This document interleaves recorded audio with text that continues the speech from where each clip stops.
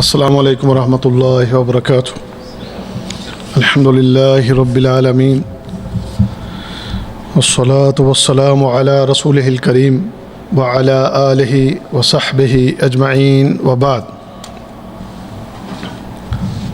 یہ باب نمبر 33 اور حدیث نمبر 118، آخری تشہد کے بعد دعا۔ عن ابی ہریرہ رضی اللہ تعالیٰ عنہ قال کان رسول اللہ صلی اللہ علیہ وسلم یدعو فی صلاته اللہم انی اعوذ بک من عذاب القبر ومن عذاب النار ومن فتنة المحیا والممات ومن فتنة المسیح الدجال وفی لفظ المسلم اذا تشہد احدکم فلیستعذ باللہ من اربع یقول اللہم انی اعوذ بک من عذاب جہنم ثم ذکر نحوہ۔ ابو ہریرہ رضی اللہ تعالیٰ عنہ سے روایت ہے، نبی کریم صلی اللہ علیہ وسلم اپنی نماز میں یہ دعا کیا کرتے تھے کہ اے اللہ میں پناہ مانگتا ہوں قبر کے عذاب سے، جہنم کے عذاب سے، زندگی اور موت کے فتنے سے اور مسیح دجال کے فتنے سے۔ اور مسلم کی روایت میں ہے کہ اللہ کے نبی صلی اللہ علیہ وسلم نے فرمایا کہ جب تم میں سے کوئی تشہد پڑھے تو اللہ تعالیٰ کے حضور 4 چیزوں سے پناہ مانگے اور اس طرح کہے الہی میں تیرے حضور پناہ مانگتا ہوں جہنم کے عذاب سے، پھر جو باتیں اوپر ذکر ہوئی ہیں اسی کا تذکرہ کیا۔ کان یدعو دعا کیا کرتے تھے انی اعوذ بک میں پناہ مانگتا ہوں تیرے حضور فتنۃ المحیا والممات زندگی اور موت کا فتنہ، اذا تشہد جب کوئی تشہد پڑھے، فلیستعذ چاہیے کہ وہ پناہ مانگے۔ تو یہ حدیث جو ہے اس میں نبی کریم صلی اللہ علیہ وسلم کا جو معمول تھا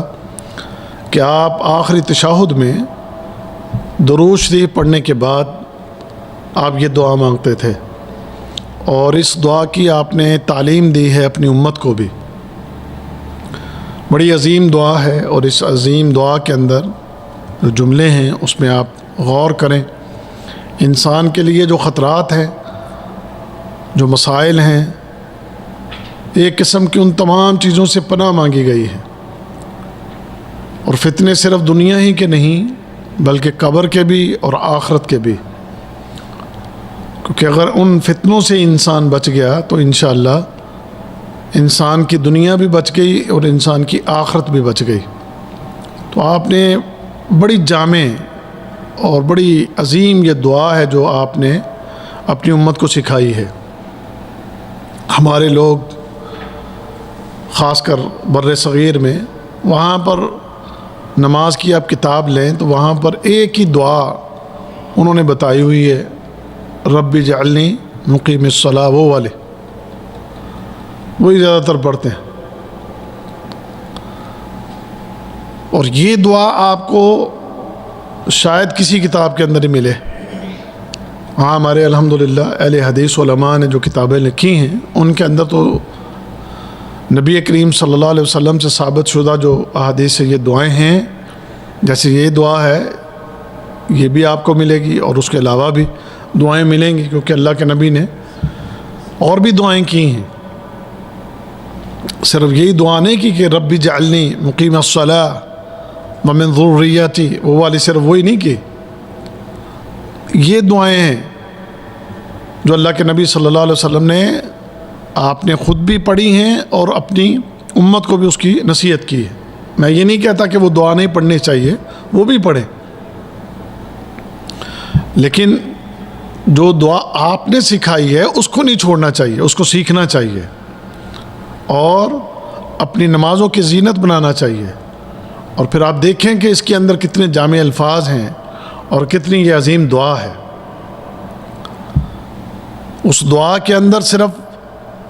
یہی ہے کہ اے اللہ مجھے میری اولاد کو نمازی بنا، ہمارے دعا کو قبول کر، یوم حساب کے حساب سے اور عذاب سے بچا، لیکن یہاں پر اس دعا کے اندر آپ دیکھ لیں کہ کن کن چیزوں سے پناہ مانگی گئی ہے، اور آپ نے فرمایا کہ ان 4 چیزوں سے اللہ کی پناہ میں آؤ، اللہ کے حضور پناہ مانگو کہ اللہ ہمیں ان 4 چیزوں سے بچا۔ اللہم انی اعوذ بک من عذاب القبر، یہ پہلی چیز کہ اللہ مجھے عذاب قبر سے بچا لے۔ اور قبر ایک ایسی جگہ ہے کہ جیسی خوفناک اور وحشت کی جگہ اور ڈرنے کی جگہ انسان کے لیے شاید کہیں اور نہ ہو کہ جتنی وہ جگہ خوفناک ہے۔ اس لیے بعض سلف صالحین کے بارے میں آتا ہے کہ وہ قبر کے بارے میں کہیں تذکرہ ہوتا تو وہ سنتے ہی رونے لگ جاتے، جیسے حضرت عثمان غنی رضی اللہ تعالیٰ عنہ، وہ جب بھی کہیں قبر کا تذکرہ سنتے تو بہت زیادہ روتے تھے۔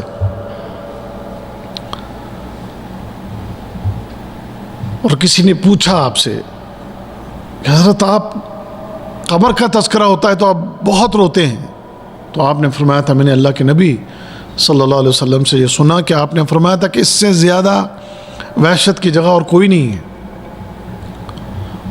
اور ایک دن نبی کریم صلی اللہ علیہ وسلم ایک جنازے میں شریک تھے، اور آپ اس جنازے میں جب قبرستان میں پہنچے تو ابھی قبر نکالی جا رہی تھی، تو آپ وہاں پر قبر کے پاس ہی بیٹھ گئے، اور جو قبر کی مٹی تھی باہر نکلی ہوئی، اس میں آپ تنکے سے جو ہے اس مٹی کو کرید رہے تھے، اور ساتھ ہی آپ رو بھی رہے تھے، یہاں تک کہ آپ کے آنسو زمین پر پڑی ہوئی اس مٹی پر گر رہے تھے، اتنے آنسو آپ کے بہہ رہے ہیں، اور آنسو زمین پر پڑی ہوئی وہ قبر کی مٹی اس کے اوپر آنسو گر رہے ہیں۔ اور اس کے ساتھ ساتھ اللہ کے نبی صلی اللہ علیہ وسلم اپنے ساتھیوں کو نصیحت کر رہے ہیں کہ اے میرے بھائیو، اس کے لیے تیاری کر لو، اس کے لیے تیاری کر لو۔ اور پھر آپ نے آگے لمبی وہ حدیث ہے، میں اس تفصیل میں نہیں جاتا، اور آپ نے آنکھوں سے آنسو بہاتے ہوئے صحابہ کو یہ تلقین کی کہ اس کے لیے تیاری کر لو، اور وہ نقشہ کھینچا ہے پھر آگے حدیث میں آپ نے موت کا، اور موت کے بعد قبر میں انسان کے آنے کا، اور پھر اس قبر میں سوال و جواب اور اس قبر کی سختی، اس کا تذکرہ کیا آپ نے اس حدیث میں۔ آپ تصور کریں بہترین کمروں میں رہنے والا اور بہترین بستروں پر سونے والا اور روشنیوں میں رہنے والا اور ٹھنڈی ہواؤں میں دن اور رات گزارنے والا، اسے ایک دن ایک ایسی جگہ پر جانا ہے کہ جو ایک بالکل تنگ سی جگہ ہے، جہاں پر نہ تو روشنی ہے، نہ ہی کوئی ہواؤں کا بندوبست ہے، اور نہ ہی وہاں پر انسان کے لیے کوئی ایسی چیز ہے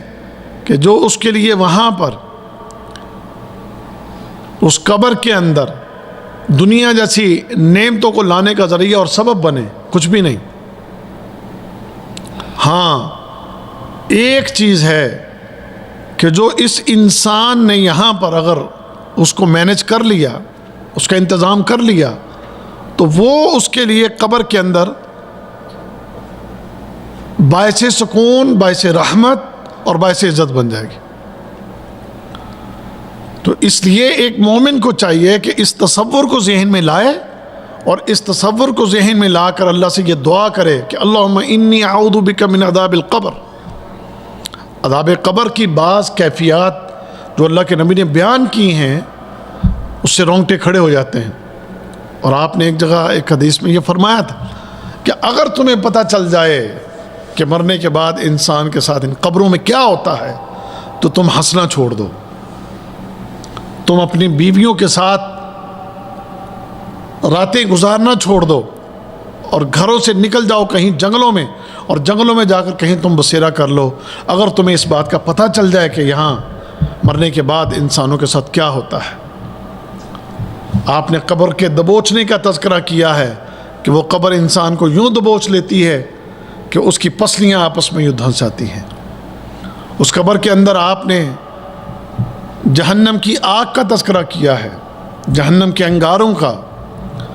اور اسی طرح خوفناک موذی جانوروں کا، جس میں سے ایک سانپ کے بارے میں آپ نے فرمایا کہ ایسے سانپ ایک مجرم پر قبر میں چھوڑ دیے جاتے ہیں کہ جس ایک سانپ کے 99 منہ ہیں، اور وہ اپنے ان منہوں سے مختلف جگہوں سے اس مردے کو ڈس رہا ہوتا ہے، اور اس کا ڈسنا اتنا زہریلا اور اتنا خوفناک ہے، اور اتنی اس میں حرارت ہے کہ اگر وہ ایک قبر سے باہر نکل کر ایک پھونک صرف مار دے تو زمین کی تمہاری ہریالی ساری جل جائے، اور وہ ڈنگ اس انسان کے جسم کے اندر داخل ہو رہا ہوگا، تو بتائیں کہ پھر اس انسان کے جسم کی کیفیت کیا ہو رہی ہوگی۔ تو یہ عذاب قبر صرف ایک زبان سے کہہ دینے والی بات ہے، عذاب قبر، لیکن اس کی کیفیت اگر کبھی اس میں آپ غور کریں تو انسان سر سے لے کر پاؤں تک کانپ اٹھتا ہے۔ اور آج آپ اپنے 5 مرلے کے مکان کو ٹھیک کرنے کے لیے دن رات فکر کرتے ہیں، اور اگر آپ کے گھر میں اے سی خراب ہو جائے، پنکھا خراب ہو جائے، کولر خراب ہو جائے، اس کو ٹھیک کرنے کے لیے دن رات فکر کرتے ہیں، لیکن وہ ایک خوفناک جگہ جو ہے اس کو ٹھیک کرنے کے لیے آج ہم نہ فکر کرتے ہیں، نہ اس کے لیے تیاری کرتے ہیں، اور نہ ہی اس کے لیے تڑپ کے دعائیں کرتے ہیں کہ اللہ ہمیں اس کے عذاب سے بچا لے۔ تو یہ جو دعا آپ نے سکھائی ہے، چونکہ آپ جانتے ہیں کہ وہاں پر کیا ہونے والا ہے، اس لیے امت کو یہ درس دیا آپ نے کہ جب تم درود شریف پڑھ لو تو یہ دعا کرو، اللہم انی اعوذ بک من عذاب القبر، اے اللہ مجھے عذاب قبر سے بچا لے۔ اس کے بعد دوسری چیز، من عذاب الجہنم، جہنم یا من عذاب النار، دونوں طرح لفظ، عذاب جہنم بھی، عذاب النار، وہ جہنم آگ ہے، اس کے عذاب سے ہمیں بچا لے۔ اب وہ عذاب بھی ہم برداشت نہیں کر سکتے کہ انسان کیسے برداشت کر سکتا ہے، یہ دنیا کی آگ یہ انسان برداشت نہیں کر سکتا، تو جہنم کی آگ کیسے برداشت کرے گا؟ کہ جو اس آگ سے 99 گنا زیادہ گرم ہے، یہ جو آگ ہمیں دی گئی ہے اس کو دھو کے ٹھنڈی کر کے دیا گیا ہے، جو آگ ہمیں اس دنیا میں جلانے کے لیے دی، لیکن ہم اس کے پاس اگر وہ خوب شعلے اٹھ رہے ہوں تو ہم اس کے پاس کھڑے نہیں ہو سکتے، خاص کر گرمیوں کا موسم ہو تو گرمیوں کے موسم میں آگ کے پاس کھڑا ہونا ہمارے لیے کوئی اتنا آسان کام نہیں، اور خاص کر جب اس کے شعلے اٹھ رہے ہوں تو آپ کیسے اس آگ کو برداشت کر سکتے؟ یہ دنیا کی آگ، اور یہ بڑی ٹھنڈی کر کے ہمیں دی گئی ہے، اس کو ٹھنڈا کر کے پھر ہمیں دیا گیا، اب استعمال کرو۔ اگر وہ آگ جو جہنم کی آگ دے دی جاتی تو پھر زمین پر کوئی زندہ باقی نہ بچتا، کوئی زندہ نہ رہتا، وہ اتنی گرم ہے اور اتنی خوفناک ہے کہ اس آگ میں اگر کوئی انسان جلا کے باہر نکالا جائے اور وہ زمین پر آ جائے اور زمین پر انسانوں کے درمیان کھڑا ہو کر ایک سانس لے دے تو صرف اس کی سانس سے ہی اس کے ارد گرد جتنے لوگ ہیں وہ سب ہلاک ہو جائیں، صرف اس کے سانس سے، وہ اتنی خوفناک ہے۔ تو اس سے بچنے کے لیے پھر جہنم میں اور بھی کئی قسم کے عذاب ہیں، تو اللہ کے عذاب سے بچنے کے لیے یہ دعائیں بہت ضروری ہیں۔ اللہم انی اعوذ بک من عذاب القبر ومن عذاب الجہنم ومن عذاب النار، اے اللہ میں تیری پناہ میں آتا ہوں عذاب قبر سے اور جہنم کے عذاب سے۔ اور بھائیو ایک چیز اور بطور نصیحت اپنے لیے بھی، آپ کے لیے بھی اور سننے والوں کے لیے بھی، جہاں قبر کے اور جہنم کے عذاب سے بچنے کے لیے دعائیں کرنی ہیں، وہیں اس عذاب سے بچنے کے لیے عمل بھی کرنا ہے۔ عمل، اپنی نیکیوں میں اضافہ، نیک اعمال میں اضافہ، اور گناہوں سے بچنے کی بھرپور کوشش۔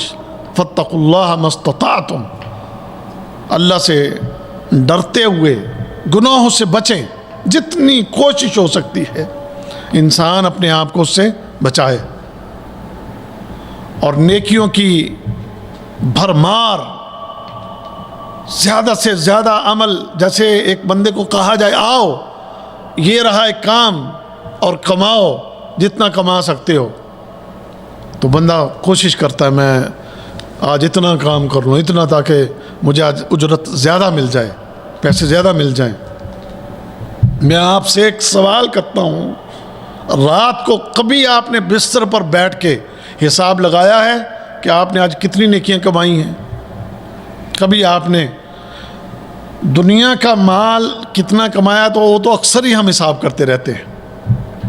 لیکن کبھی آپ نے، یہ ماہ رمضان گزرا ہے، سوال ہے میرا اپنے آپ سے بھی، آپ سے بھی، کتنی نیکیاں آپ نے کمائی ہوں گی؟ روزے پورے رکھ لیے الحمدللہ، نمازیں پوری پڑھ لی الحمدللہ، قرآن کتنا پڑھا ہے؟ یہ قرآن حکیم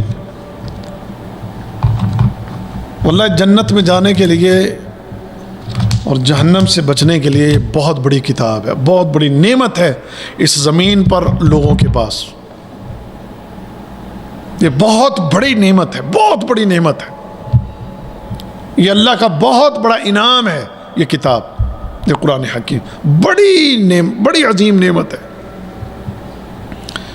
اس کے ایک ایک حرف کے پڑھنے پر 10 نیکیاں، 10 نیکی، الف لام میم،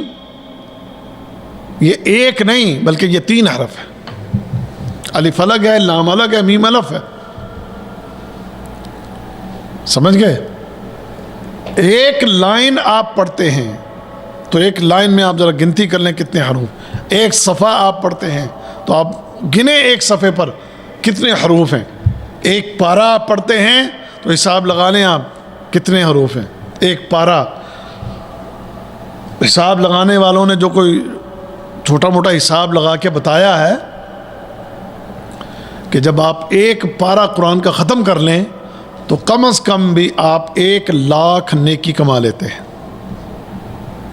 1,00,000 نیکی ایک پارہ ختم ہونے پر، سمجھ گئے؟ ان کا حساب ہے کہ ایک پارے میں تقریباً 10,000 حروف ہیں، ایک پارے میں، ایک پارے میں کم از کم 10,000 حروف ہیں، سمجھ گئے؟ یہ ایک صفحہ جو ہے اس پر 5,000 حروف ہیں، یہ ایک صفحے پر یہ 5,000 حروف، اور تقریباً 20 صفحے ایک پارہ بنتا ہے، تو ایک 10,000 کو آپ 10 سے ضرب دے دیں تو 1,00,000 نیکی بنتی ہے، سمجھ گئے؟ اور جب آپ ایک قرآن ختم کر لیتے ہیں اس کا مطلب ہے کہ آپ نے 30,00,000 نیکیاں کمائی ہیں۔ اور کتنے لوگ ہیں جو ماہ رمضان میں جنہیں اللہ نے توفیق دی ہے پھر وہ بھرپور طریقے سے قرآن کی تلاوت کرتے ہیں، بھرپور طریقے سے۔ آپ بعض سعودیوں کو دیکھیں گے واللہ انہیں کہیں بھی تھوڑا سا بھی ٹائم ملتا ہے نا قرآن نکال کے بیٹھ جاتے ہیں، انہیں 2 منٹ بھی مل جائے نا، 2 منٹ بھی، تو وہ اپنے 2 منٹ بھی ضائع نہیں کرتے۔ جیب میں انہوں نے ایک پرچی سی رکھی ہوتی ہے، پین رکھا ہوتا ہے، جتنی آیتیں پڑھی ہیں وہ پڑھ کے وہ اپنا نوٹ کر لیتے ہیں تاکہ آگے کہیں بھی موقع ملے گا تو وہاں بھی قرآن کھول کے وہیں سے آگے مزید سبق پڑھ لیں گے، اور جناب اپنے وقت کو ضائع نہیں کریں گے، پڑھتے رہیں گے۔ میں نے یہاں پر ایک سوڈانی ایک ہے یہاں ہمارے مسجد میں، وہاں اکثر اکٹھے ہم نماز پڑھتے تھے،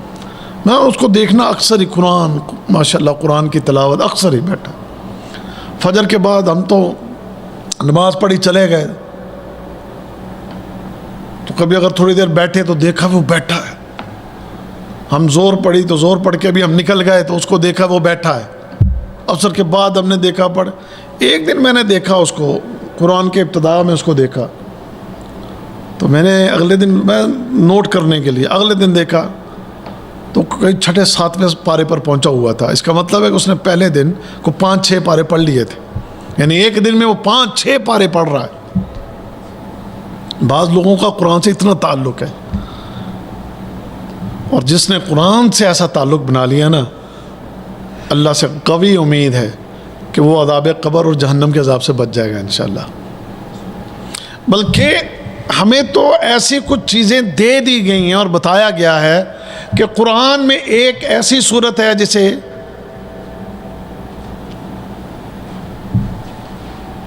29ویں پارے کی پہلی صورت تبارک الذی بیدہ الملک، سورۃ الملک، کہ اگر رات کو سونے سے پہلے تم پڑھو تو تم عذاب قبر سے بچ جاؤ گے۔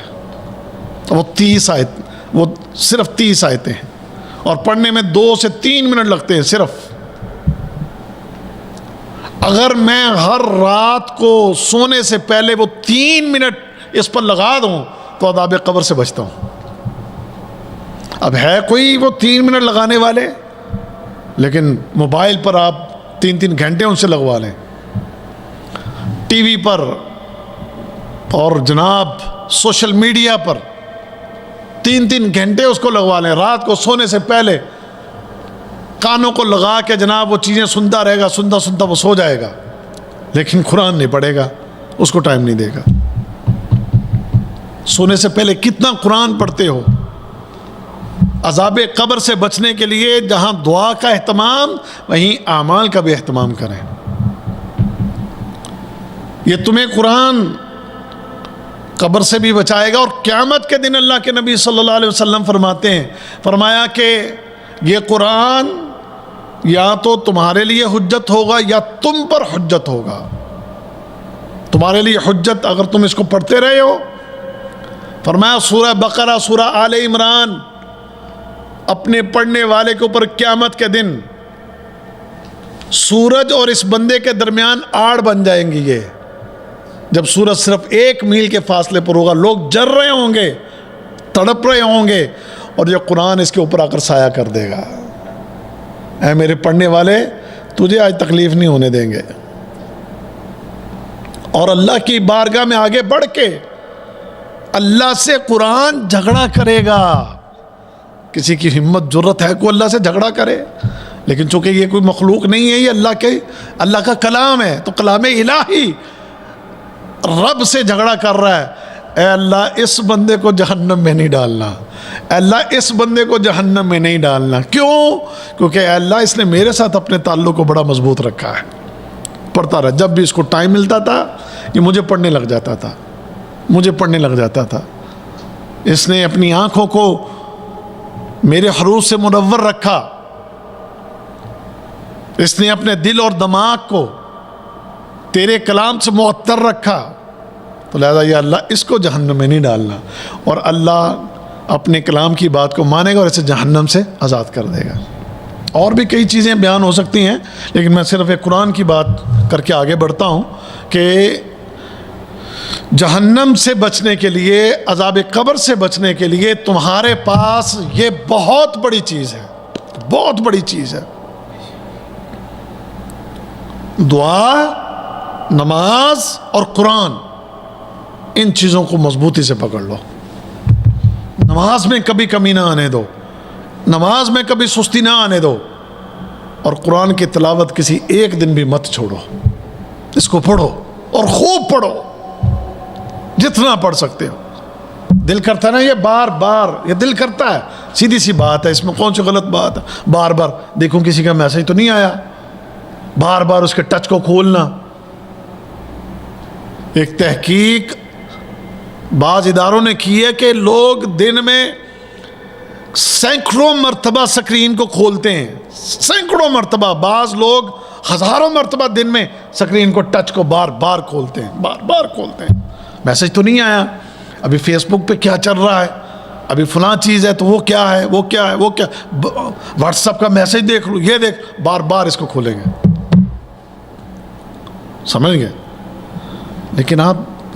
ذرا خود نوٹ کریں کہ آپ دن میں قرآن کتنی بار کھولتے ہیں۔ مسلمان دن میں قرآن کتنی بار کھولتا ہے؟ یار میں دیکھو اس کو کھولوں، سبحان اللہ، یہ تو چیز ہی ایسی ہے۔ اللہ کے نبی نے فرمایا تھا ہر نبی کا معجزہ اس کے ساتھ چلا گیا، لیکن میرا معجزہ قیامت تک دنیا میں رہے گا، وہ یہ قرآن ہے۔ مجھے قرآن، یہ نور ہے، اس کو اللہ نے قرآن میں نور قرار دیا، نور اللہ کی طرف سے نور۔ اس کو دیکھنا، ان لفظوں کو دیکھنا، ان لفظوں کو پڑھنا ہی ہمارے لیے بڑا باعث برکت، سمجھ گئے؟ تو یہ انشاءاللہ آپ ان دعاؤں کے ساتھ اعمال کے اس جو امور ہیں ان کے اندر بھی توجہ دیں۔ اس کے بعد آگے پھر فتنے ہیں، وَأَعُوذُ بِكَ مِن فِتْنَةِ الْمَحْيَا وَالْمَمَاتِ، یہ تیسری چیز آ گئی، زندگی اور موت کے فتنے۔ زندگی کے فتنے بھرمار ہیں، وہ تو بے حساب ہیں۔ بعض اوقات آپ کے اپنے گھر میں آپ کی اولاد آپ کے لیے فتنہ ہے، آپ کی بیوی آپ کے لیے فتنہ ہے، آپ کے رشتہ دار آپ کے لیے فتنہ ہے، کبھی کاروبار تجارت فتنہ ہے۔ بلکہ آج اگر میں یہ کہوں کہ ہر چیز کے اندر یہ فتنہ ہے سوائے دین کی چیزوں کے، دنیا کے ہر امر میں اب تقریباً فتنہ ہے، ہر چیز فتنے سے بھرپور ہے، اور فتنے بڑھتے چلے جا رہے ہیں، تو ہم نہیں ان فتنوں سے بچ سکتے۔ یہ انسان بڑا کمزور ہے، کسی بھی وقت کسی ہی معمولی سے فتنے میں مبتلا ہو کے بڑی تباہیوں اور بربادیوں سے وہ دوچار ہو سکتا ہے۔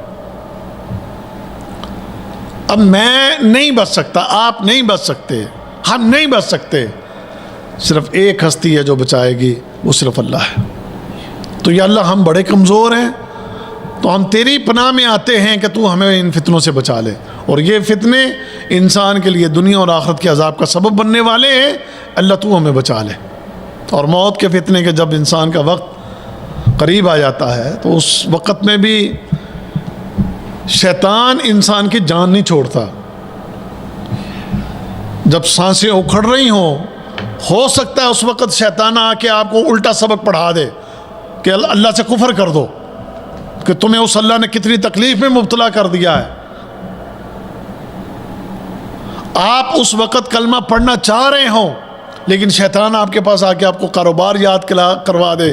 یا کچھ ایسی چیزیں آپ کو یاد کروا دے کہ آپ دنیا کی باتوں میں ایسے کھو جائیں کہ زبان پر کلمہ ہی جاری نہ ہو سکے۔ ہم نے دیکھا کہ بعض گلوکار جو ساری زندگی گلوکاری کرتے رہے،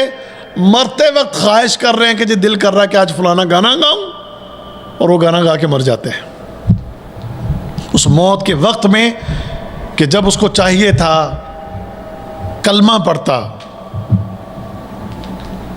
دعائیں کرتا، معافیاں مانگتا، لیکن وہ ایسے فتنے میں مبتلا ہوا کہ اس وقت میں گالیاں دے رہا ہے، کاروباری باتیں کر رہا ہے، گانے گا رہا ہے، گالیاں نکال رہا ہے، اور اسی حالت میں جان نکل جاتی ہے۔ یہ موت کا فتنہ، موت کے جب موت کی سختیاں آئیں تو ان سختیوں میں اپنے رب کو یاد کرنے کی بجائے رب سے گلے اور شکوے اور رب کے بارے میں بدگمانی اور بری باتیں، بری چیزیں وہ کرنے لگ جائے اور گھبرا جائے، تو یہ سب فتنے ہیں موت کے۔ تو ان فتنوں سے بھی اگر کوئی بچ سکتا ہے تو اللہ کی قسم ہم بڑے کمزور ہیں، ہم نہیں بچ سکتے، اللہ ہی بچانے والا ہے۔ آپ مجھے بتائیں نا کہ جب صورتحال یہ ہو جائے کہ گویا آپ کے سینے پر کسی نے لا کر پہاڑ رکھ دیا ہے، تو اس وقت میں اپنے ایمان کو قابو رکھنا، قائم رکھنا اور زبان پر کلمہ لانے کی کوشش کرنا، یہ انسان کے لیے کتنی بڑی سعادت کی بات ہوگی۔